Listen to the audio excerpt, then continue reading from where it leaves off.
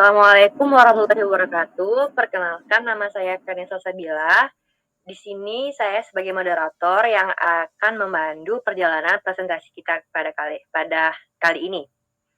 Nah, di sini kita akan membahas apa itu perbedaan dari 5 metode. Metode NWC, metode biaya terkecil, metode VAM, metode batu loncatan, dan juga metode MODI. Namun, sebelum itu kami akan membahas metode transportasi dulu sebagai pembahasannya. Nah, apa sih yang dimaksud dengan metode transportasi? Metode transportasi merupakan metode yang digunakan untuk mengatur distribusi dari sumber-sumber yang menyediakan produk yang sama ke tempat-tempat yang membutuhkan secara optimal dengan biaya yang termurah. Kemudian, model transportasi sendiri merupakan salah satu bentuk dari model jaringan kerja atau network dan suatu model yang berhubungan dengan distribusi suatu barang tertentu dari sejumlah sumber ataupun source ke berbagai tujuan ataupun destination. Nah, terdapat biaya transportasi per unit barang dari setiap rute ataupun dari sumber ke tujuan. Asumsi dasarnya yaitu biaya transportasi pada suatu rute tertentu proporsional dengan banyak barang yang dikirim. Lalu, ciri penggunaan metode transportasi antara lain terdapat sejumlah sumber dan tujuan tertentu. Kuantitas komoditi atau barang yang didistribusikan dari setiap sumber dan yang diminta oleh setiap tujuan besarnya tertentu. Kemudian, ongkos pengangkutan komoditi dari suatu sumber ke suatu tujuan besarnya tertentu. Nah, metode pemecahan masalah atas pembahasan tadi, yaitu metode transportasi, ada dua macam, yaitu tabel awal dan juga tabel optimum. Dari tabel awal sendiri ada 3, yaitu metode NWC atau biasa disebut dengan North West Corner Method. Yang kedua, metode biaya terkecil atau Least Cost Method. Dan juga VAM, yaitu Vogel Approximation Method. Nah, yang dari tabel optimum ada 2. Yang pertama, metode batu loncatan atau biasa disebut dengan Stepping Stones Method. Dan juga metode MODI, yaitu Modified Distribution Method. Selanjutnya akan dijelas oleh rekan saya. Terima kasih. Baik, terima kasih Kania atas kesempatannya. Di sini saya, Muhammad Bayu Riansyah, akan melanjutkan presentasi dari kelompok kami. Baik, kita lanjutkan dari metode pertama, yaitu metode NWC atau North West Corner. Metode ini merupakan metode untuk menyusun tabel awal dengan cara mengalokasikan distribusi barang mulai dari sesi yang terletak pada sudut paling kiri atas. Dalam metode NWC ini, sumber dan lokasi tujuan diurutkan dari sisi kiri ke kanan dan dari sisi atas ke sisi bawah dalam peta data matriks. Kelebihan dari metode ini adalah metode yang paling mudah tetapi tidak memikirkan biaya. Meskipun begitu, metode ini juga memiliki kelemahan, yaitu metode ini tidak mengalokasikan produk sebanyak mungkin pada kotak sel yang memiliki biaya transportasi terkecil.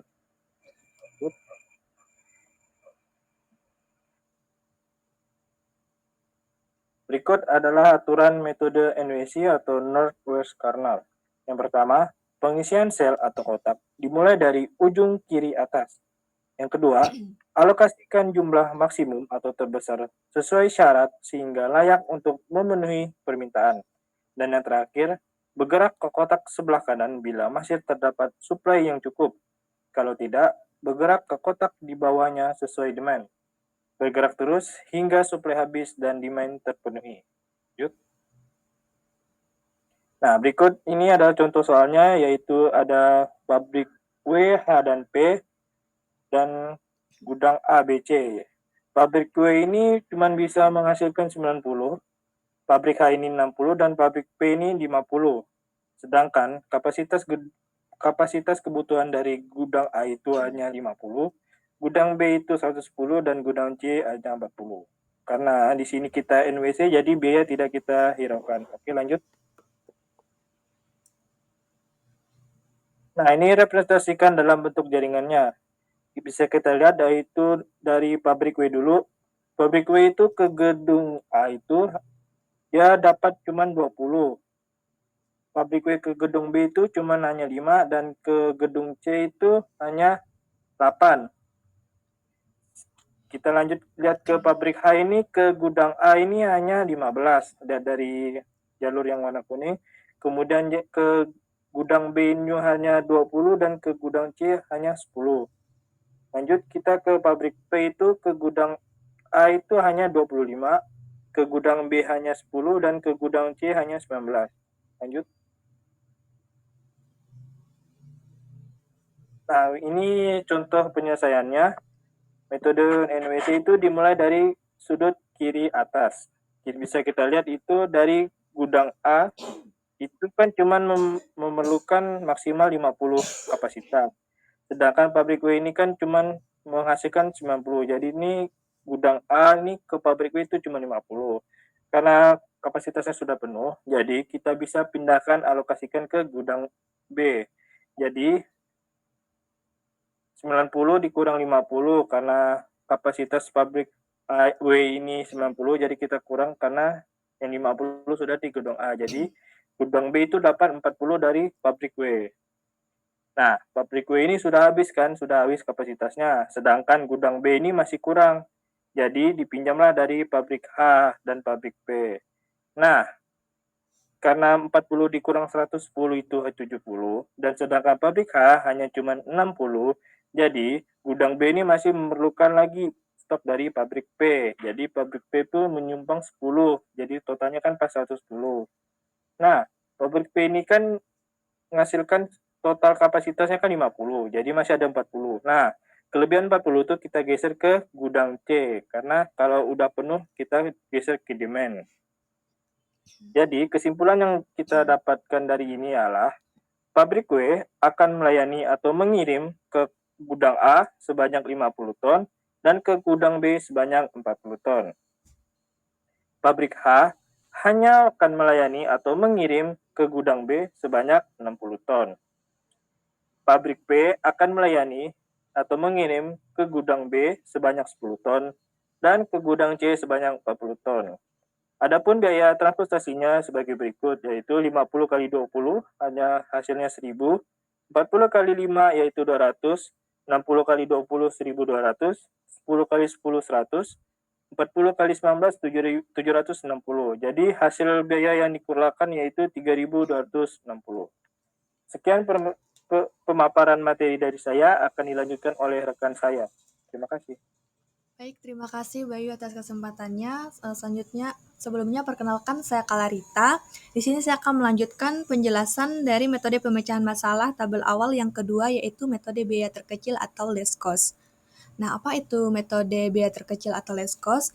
Jadi, merupakan untuk metode menyusun tabel awal dengan cara pengalokasian distribusi barang dari sumber ke tujuan, mulai dari sel yang memiliki biaya distribusi kecil. Nah, kesimpulannya, metode biaya terkecil adalah mencari dan memenuhi yang biayanya terkecil dulu, lebih efisien dibanding metode NWC. Next. Nah, aturan metode biaya terkecil least cost ini terbagi menjadi 4. Yang pertama, itu pilih sel yang biayanya terkecil. Yang kedua, sesuaikan dengan permintaan dan kapasitas. Yang ketiga, pilih sel yang biayanya satu tingkat lebih besar dari sel pertama yang dipilih. Dan yang terakhir, itu sesuaikan kembali dan cari total biaya. Next.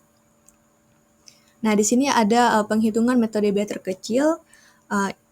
Seperti yang rekan saya sampaikan tadi bahwa untuk metode Northwest Corner atau NWC itu penghitungannya dari pojok kiri atas ke pojok kanan bawah. Sedangkan metode biaya terkecil ini penghitungannya mencari dan memenuhi yang biayanya terkecil dulu. Nah, jadi di sini seperti dalam peraturannya di pabrik W itu menuju ke gudang B itu ada 90 dikali 5 untuk biaya yang dikeluarkan.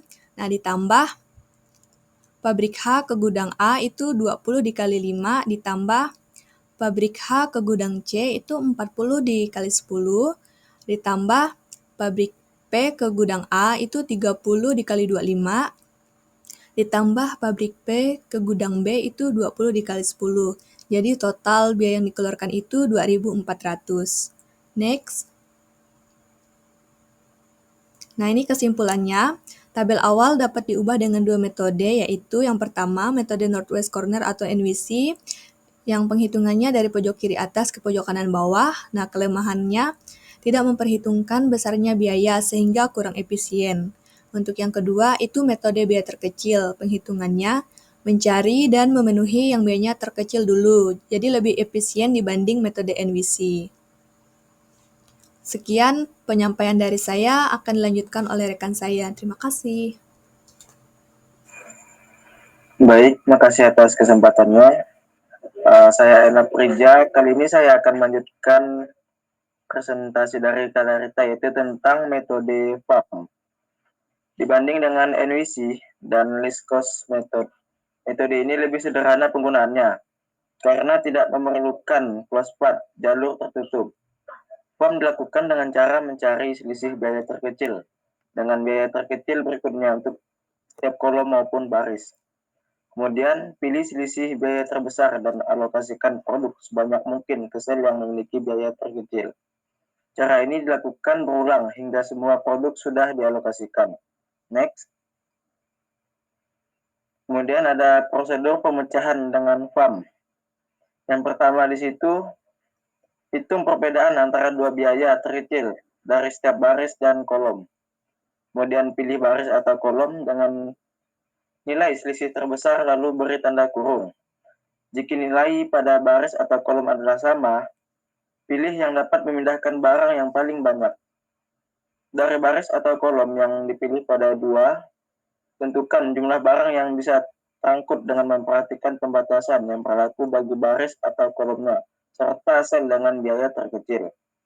Kemudian hapus baris atau kolom yang sudah memenuhi syarat sebelumnya, artinya yaitu supply telah dapat terpenuhi.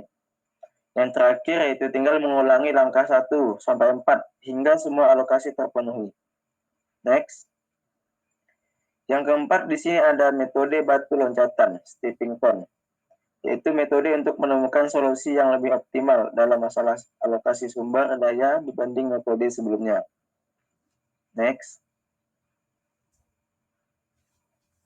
Kemudian ada langkah-langkah dalam menentukan metode stepping stone, yaitu yang pertama mulai dengan tabel awal yang menggunakan networking capital NWC.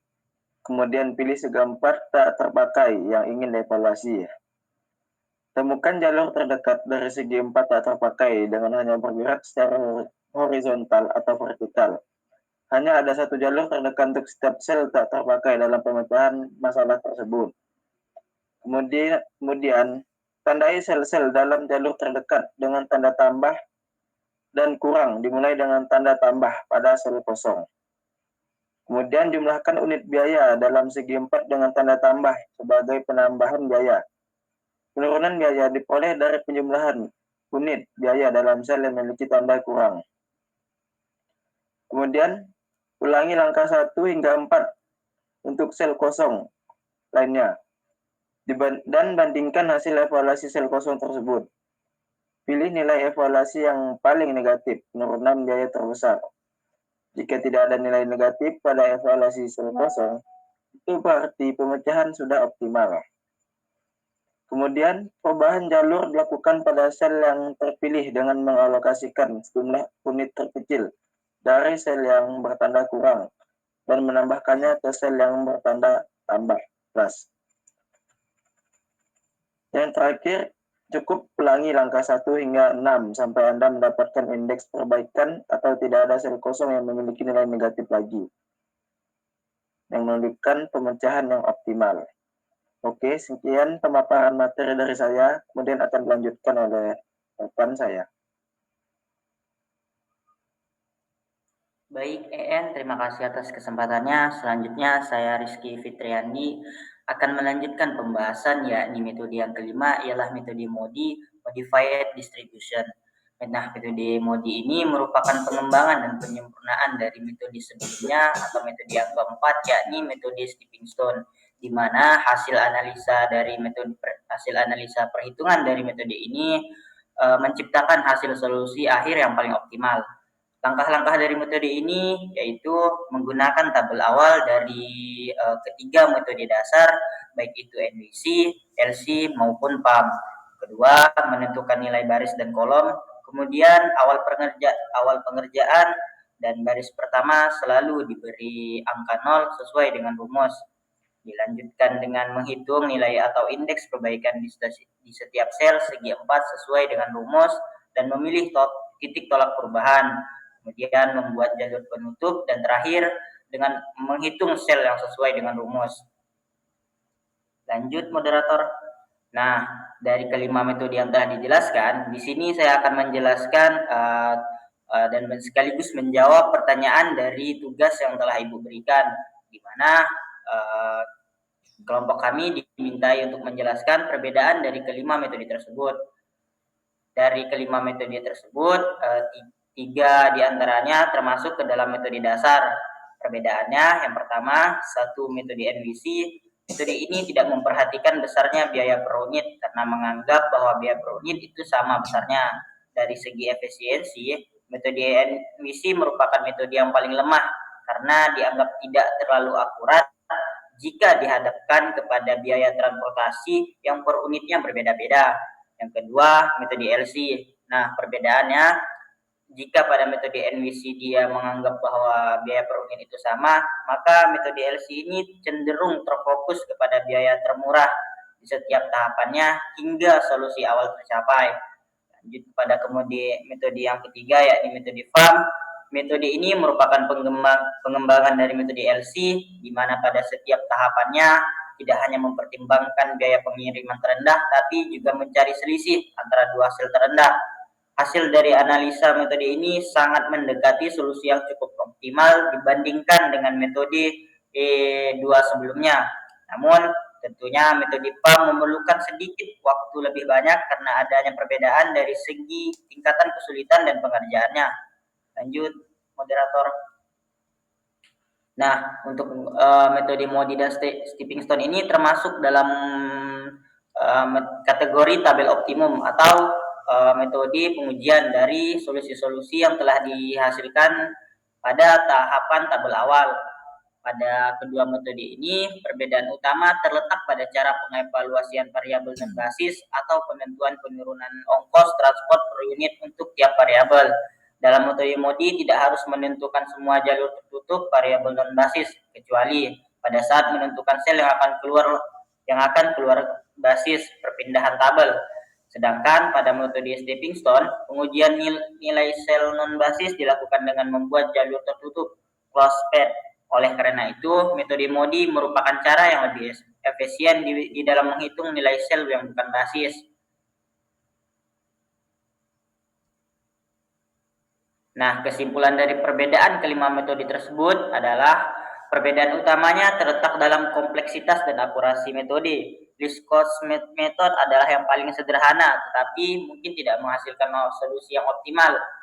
VAM, metode stepping stone, dan Modi adalah metode yang lebih canggih yang dapat menghasilkan solusi yang lebih mendekati optimal dengan lebih banyak perhitungan.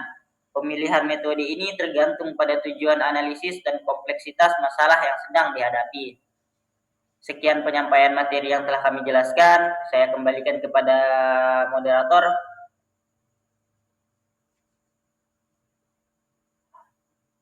Baik, terima kasih. Sekian pemaparan dari kelompok kami atas perbedaan dari kelima metode tersebut yang telah kita jelaskan tadi. Terima kasih telah mendengarkan. Nah, saya tutup. Wassalamualaikum warahmatullahi wabarakatuh. Terima kasih semuanya. Terima kasih. Kasih.